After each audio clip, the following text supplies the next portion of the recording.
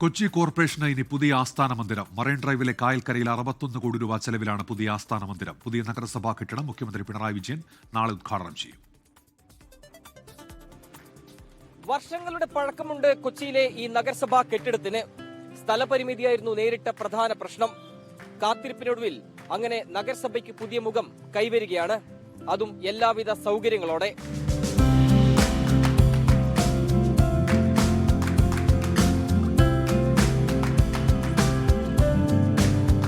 പണിതിട്ടും പണിതീരാത്ത corporation കെട്ടിടമെന്ന പഴി ഒഴിയുന്നു. ഇനിയുള്ളത് അവസാന മിനുക്കുപണി മാത്രം. 2005 കായലിനോട് ചേർന്ന് മെറൈൻ ഡ്രൈവിൽ 1.5 ഏക്കർ സ്ഥലത്ത് 6 നിലകളിൽ വരുന്ന ആസ്ഥാന മന്ദിരത്തിന്റെ പണി ആരംഭിച്ചത്.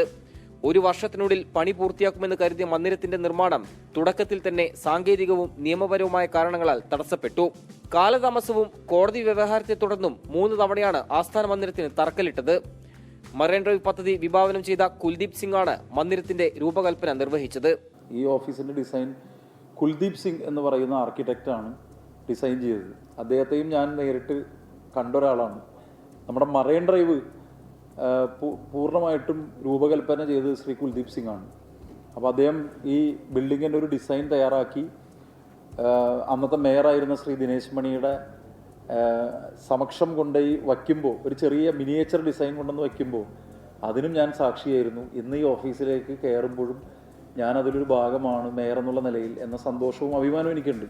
ബേസ്മെന്റ്, ഗ്രൗണ്ട് ഫ്ലോറുകൾക്ക് പുറമെ 6 നിലകളുള്ള മന്ദിരത്തിൽ 1-ാം നിലയിലാണ് കൗൺസിൽ ഹാൾ. പുതിയ കെട്ടിടത്തിലെ കൗൺസിൽ ഹാളാണിത്. നഗരസഭാ ഡിവിഷനുകളുടെ എണ്ണം 74-ൽ നിന്ന് 76 ഉയർന്നതോടെ കൗൺസിലർമാരുടെ ഇരിപ്പിടം മുൻകൂട്ടി 83 ഉയർത്തിയിട്ടുണ്ട്. ആവശ്യമെങ്കിൽ 100 പേർക്കിരിക്കാനുള്ള സൗകര്യമുണ്ട്.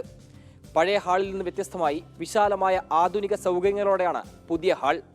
പുതിയ മന്ദിരത്തിൽ വെച്ച് നടത്തിയ വാർത്താ സമ്മേളനത്തിൽ വീണ്ടും തദ്ദേശ തെരഞ്ഞെടുപ്പിൽ മത്സരിക്കുമോ എന്ന ചോദ്യത്തോട് മേയറുടെ പ്രതികരണം ഇങ്ങനെ: എത്ര തവണ ഒരാൾ മത്സരിക്കാം, തുടർച്ചയായി എത്ര തവണ മത്സരിക്കാം? എനിക്ക് ആദ്യം പാർട്ടി 3 തവണ തുടർച്ചയായി എന്നെ മത്സരിപ്പിച്ചു.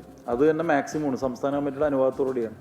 പിന്നീട് തന്നെ ഒരു ബ്രേക്കിന് ശേഷം വീണ്ടും അസംബ്ലി തെരഞ്ഞെടുപ്പിൽ മത്സരിച്ച് തോറ്റതിന് ശേഷം വീണ്ടും, സാധാരണ അതോടുകൂടി ഒരാളെ പാർട്ടി ഒഴിവാക്കി വിടേണ്ടതാണ് ന്യായം അനുസരിച്ച്. കാരണം ഒരാളെ നിർത്തി അസംബ്ലിയിൽ നിർത്തി ജയിച്ചില്ലെങ്കിൽ പിന്നെ അയാളെ പിന്നെ പാർലമെന്റ് രംഗത്ത് പരീക്ഷിക്കേണ്ട കാര്യമില്ല. പക്ഷെ പാർട്ടി വീണ്ടും എന്നെ തിരിച്ചു കൊണ്ടുവന്നു, സിൻഡിക്കേറ്റ് അംഗമാക്കി. സിൻഡിക്കേറ്റ് അംഗമായി ഇരിക്കുമ്പോൾ തന്നെ വീണ്ടും അപ്രതീക്ഷിതമായി കോർപ്പറേഷൻ തെരഞ്ഞെടുപ്പിൽ മത്സരിച്ചു. ഞാൻ മേയറായി 5 കൊല്ലം തീർന്നു. എനിക്ക് അത് മാത്രമേ അറിയുള്ളൂ. അപ്പം ഞാൻ മത്സരിക്കണമെന്നുണ്ടോ ഇല്ലയോ എന്നുള്ളത് നിങ്ങൾ ചോദിക്കേണ്ടത് CPM ജില്ലാ സെക്രട്ടറിയോടാണ്. സ്ഥലപരിമിതി മൂലം വാഹനം പാർക്ക് ചെയ്യാൻ പോലും പഴയ കെട്ടിടത്തിൽ വീർപ്പുമുട്ടിയിരുന്നു. പുതിയ ആസ്ഥാന മന്ദിരത്തിൽ ഇരുചക്ര വാഹനങ്ങൾക്കും കാറുകൾക്കും വിശാലമായ പാർക്കിംഗ് സൗകര്യമുണ്ട്. വെള്ളക്കെട്ട് ഒഴിവാക്കാനും നടപടിയെടുത്തു. തദ്ദേശ തെരഞ്ഞെടുപ്പ് അടുത്തിരിക്കെയാണ് മുഖ്യമന്ത്രി പിണറായി വിജയൻ പുതിയ നഗരസഭാ കെട്ടിടം നാളെ നാടിന് സമർപ്പിക്കുന്നത്. നവംബർ ആദ്യവാരത്തോടെ നഗരസഭാ പ്രവർത്തനം പൂർണ്ണമായും പുതിയ കെട്ടിടത്തിലേക്ക് മാറും. കൊച്ചിയിൽ നിന്ന് നിതിൻ അംബുജൻ, 24. ലോകത്തെവിടെയായാലും ഏത് സമയത്തും 24 വാർത്തകളും ഓഗ്മെന്റഡ് റിയാലിറ്റി പാക്കേജുകളും എക്സ്പ്ലെയിനറുകളും വിശദമായി കാണാൻ ഞങ്ങളുടെ യൂട്യൂബ് ചാനൽ നിങ്ങൾക്ക് സബ്സ്ക്രൈബ് ചെയ്യാം.